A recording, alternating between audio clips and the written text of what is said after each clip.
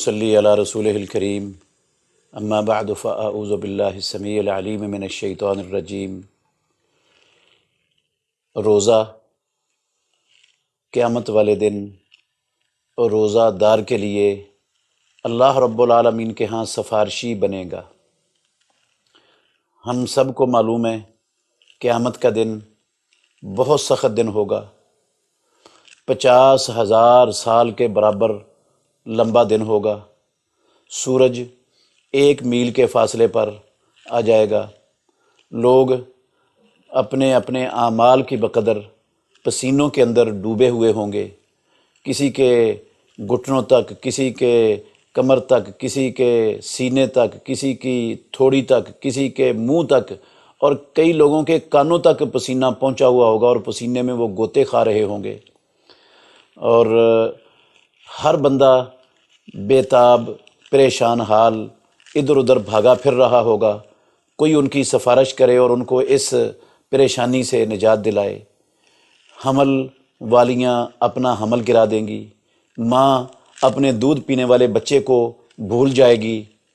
اور آسمان پھٹ جائے گا، آسمان پگھلے ہوئے تانبے کی طرح کا ہو جائے گا، سورج چاند ستارے بکھر جائیں گے، اور دنیا میں پہاڑ رنگین دنی ہوئی روئی کی طرح ہو جائیں گے، اور دوست کو دیکھنے کے لیے تیار نہیں ہوگا، بھائی بھائی سے بھاگے گا،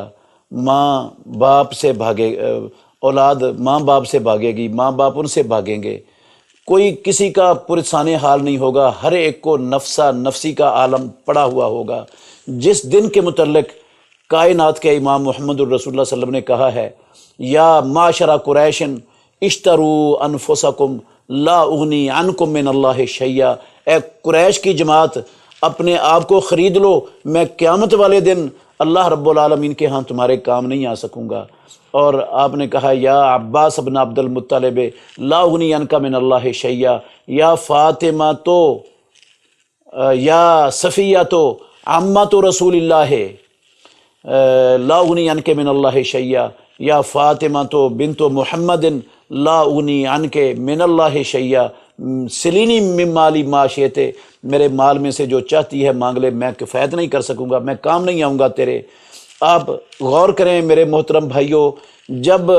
رسول مکرم صلی اللہ علیہ وسلم اپنے قریبی رشتہ داروں کو، اپنے خاندان والوں کو کہہ رہے ہیں کہ اس میدان میں تمہارے کام نہیں آؤں گا، تو اور کون ہوگا جو کسی کے کام آ سکے؟ جب رسول اللہ صلی اللہ علیہ وسلم اپنے عزیزوں کے اور رشتہ داروں کے کام نہیں آ سکتے تو اور کون کام آئے گا کسی کے؟ یہ دن، اس شدید سخت دن میں جب کوئی کسی کی سننے کے لیے اور ہر ایک کو نفسا نفسی کا عالم ہوگا، اس دن بندے سفارشی ڈھونڈیں گے۔ اور وہ لمبی حدیث بھی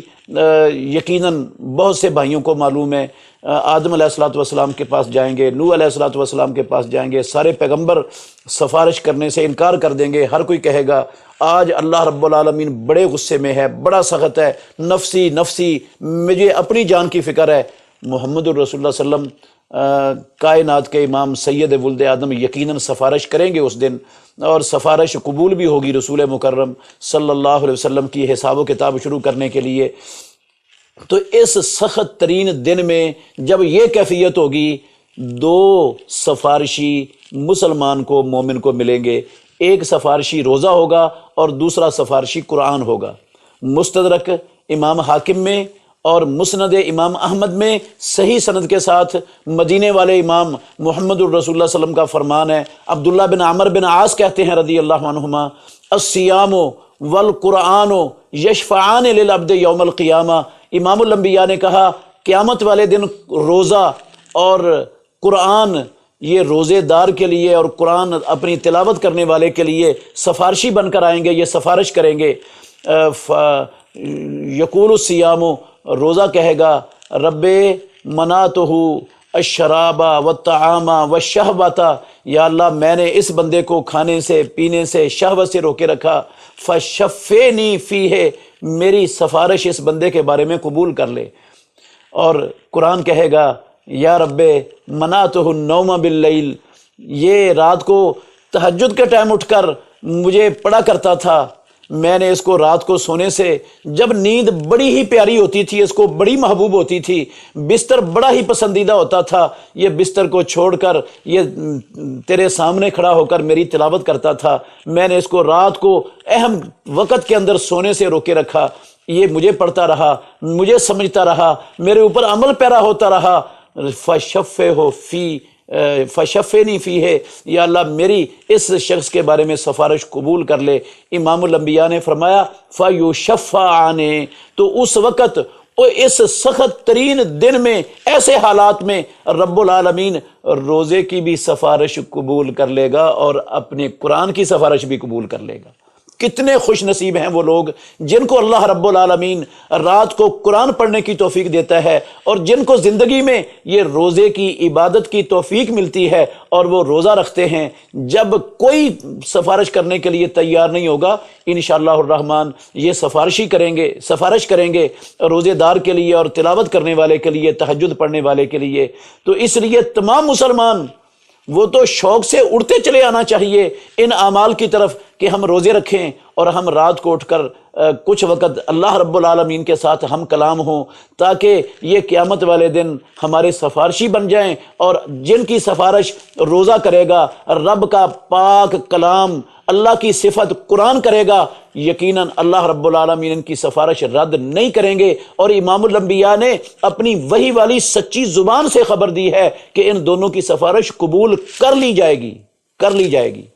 تو بڑے خوش نصیب ہیں وہ لوگ جو روزوں کا اہتمام کرتے ہیں اور جو رات کو قرآن کی تلاوت کا اہتمام کرتے ہیں۔ اللہ سب مسلمانوں کو، یا اللہ سب کو اس کی توفیق۔ صدقہ جاریہ حاصل کرنے کے لیے اس ویڈیو کو لائک، کمنٹ اور شیئر کرنا مت بھولیں۔